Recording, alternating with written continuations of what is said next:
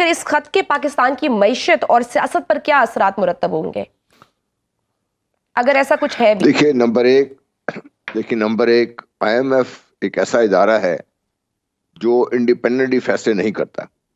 اس میں ہمیں کوئی شک نہیں ہونا چاہیے. ان کے پیچھے امریکہ بہادر بیٹھا ہوا ہے, دوسری مغربی دنیا بیٹھی ہوئی ہے, انہی کی طرف سے فیصلے ہوتے ہیں. ان کی جو فیصلے ہیں وہ پیور ٹیکنیکلی اکنامک فیلڈ کے نہیں ہوتے. ان کے اوپر کافی سارا یہ اس کے ذریعے اس لیوریج کو استعمال کرتے ہیں اور مختلف قسم کے سیاسی فوائد وہ دلواتے ہیں جہاں جہاں ان کو ضرورت ہوتی ہے اس ایسے ملک کے لیے. اس میں ہمیں کوئی شک نہیں ہونا چاہیے, نمبر ایک. نمبر دو, اس میں ہمیں کوئی شک نہیں ہونا چاہیے کہ پاکستان میں کوئی ذی ہو شخص یہ کبھی نہیں چاہے گا کہ ایسا کوئی اقدام کریں جس سے پاکستان کو بحثیت مجموعی نقصان ہو. جو بھی فیصلہ کرے گا میرا خیال ہے اس شخص کو پاکستان کے بارے میں یا پاکستان کے ساتھ یا پاکستان کی کسی بھی جگہ اس شخص کو جگہ نہیں ملنی چاہیے. اور نمبر تین, اگر یہ جو ہم بات کر رہے ہیں یہ ابھی تک تو صرف مفروضہ چل رہا ہے نا اس کے اوپر کہ یہ ہوگا تو وہ ہوگا تو یہ کر دیں گے.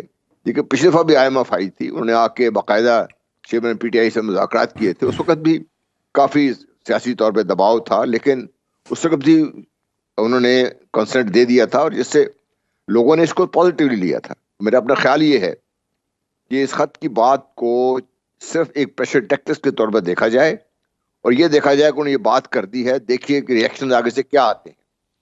اور اس ریئیکشن پہ اگر تو گورنمنٹ جس طریقے سے پی ٹی آئی یہ کلیم کر رہی ہے کہ ہماری اتنی سیٹیں جو ہیں وہ ہمارے سے چھین لی گئی ہیں زبردستی اور انتخابات میں دھاندلی ہوئی ہے, اور اس میں صرف پی ٹی آئی نہیں اور بھی لوگ بات کر رہے ہیں.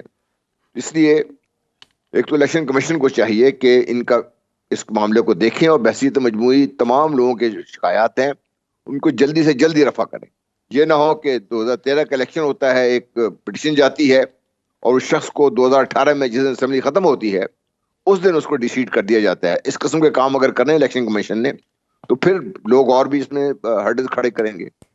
تو زیادہ ذمہ داری الیکشن کمیشن کی یہ ہے کہ اس جو تھریٹ کہہ لیجیے اس کو یا پریشر ٹیکٹکس دیکھ لیجیے, اس سے علیحدہ کر کے بھی دیکھیں نا کہ پاکستان کے عوام اگر وہ چاہتے ہیں پاکستان کے لیے آپ بہت سے لوگوں کی شکایت ہیں ان کو دور کرنا انہیں اسی ادارے کا کام ہے جس نے الیکشن کروائے ہیں. یہ تو اس لیے میں سمجھتا ہوں کہ اس قسم کے خط کو صرف پریشر ٹیکٹکس کے طور پر آپ دیکھ لیں اور اس کو اس نظر سے دیکھیے کہ کیا یہ کرنے والے جو لوگ ہیں وہ کیا چاہتے کیا ہیں. اگر تو صرف الیکشن تک کی بات ہے پھر ٹھیک ہے, الیکشن کمیشن کا کام ہے, لیکن میرا نہیں خیال کہ اس قسم کا کام ہوگا کیونکہ کوئی ذی ہو شخص, میں اپنے آپ کو اس میں شامل کرتا ہوں, چاہے وہ چیئرمین پی ٹی آئی ہو, چاہے وہ قائد نون لیگ کے, چاہے وہ پیپلز پارٹی کے ہوں, کوئی شخص ہو جو ایسے اقدام کرے جس سے پاکستان کو نقصان پہنچے, کوئی شخص اس کو نہ سپورٹ کرے گا بلکہ باقاعدہ ان کے خلاف ایک مہم چلے گی اور یہ مہم کوئی سیاسی طاقت برداشت نہیں کر سکتی.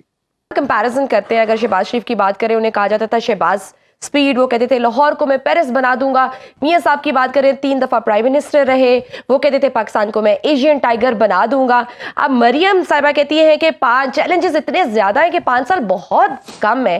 کیا واقعی 5 سال بہت کم ہے ڈیلیور کرنے کے لیے؟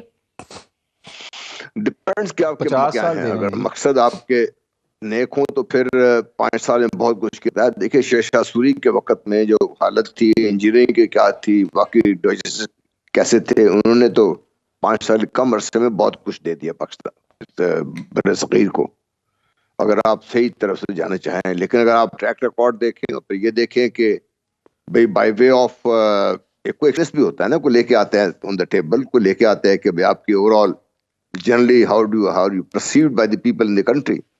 اگر اس کو آپ دیکھتے ہیں تو پھر میں سمجھتا ہوں کہ ہم یہ کلیمز تو ہم دیکھ رہے ہیں اور یہ ریڈ لائن ہے, بلو لائن ہے, گرین لائن ہے, پتہ نہیں اس لائن کی اس طرف کھڑا ہونا ہے یا پرلی طرف کھڑا ہونا ہے.